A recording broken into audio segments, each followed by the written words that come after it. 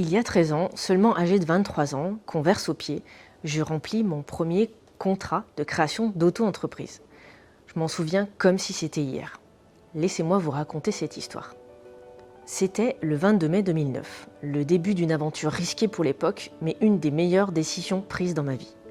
Après seulement 3 semaines de salariat, je franchis le pas, j'en suis convaincu.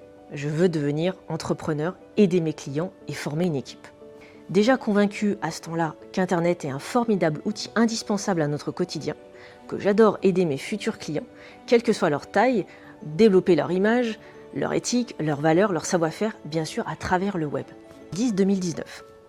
Pendant mes 9 ans, avec mes 2 projets, D-Design et Prévention Santé, tous deux mes métiers passion, je sillonne des événements à travers toute l'Europe.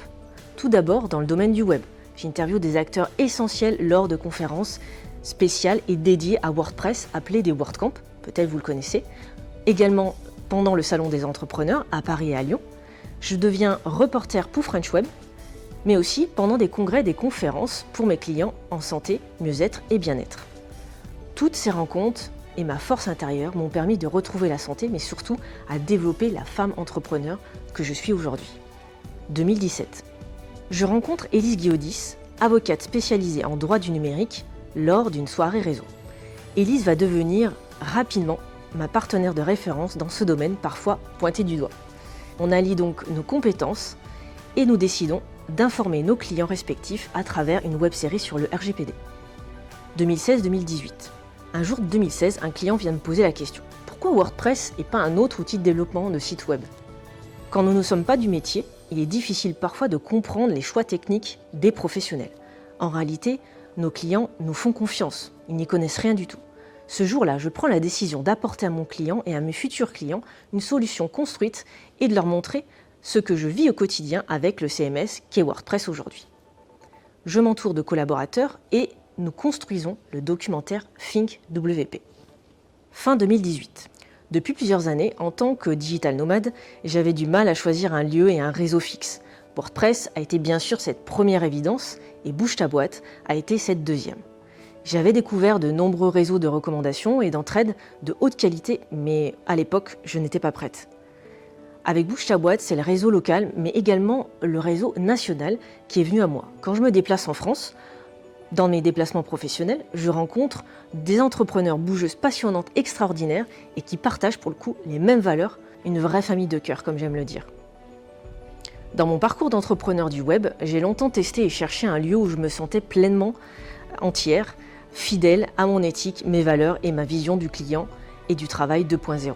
J'ai rencontré Delphine Delenoy, exceptionnelle coach et à la fois empathique, dynamique et d'un grand professionnalisme, et bien sûr fondatrice de l'espace de coworking Ubi. Ce lieu est devenu rapidement mon QG. 2020.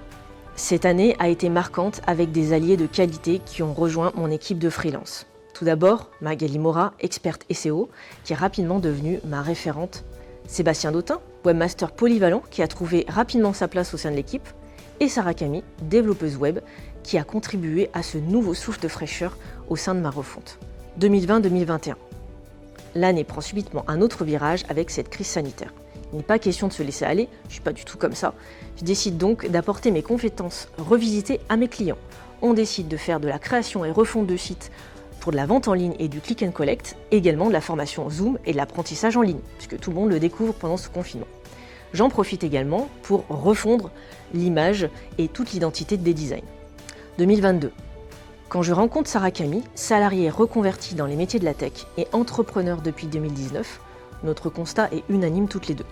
L'outil numérique a pris une place essentielle dans nos vies pro et perso ces dernières années.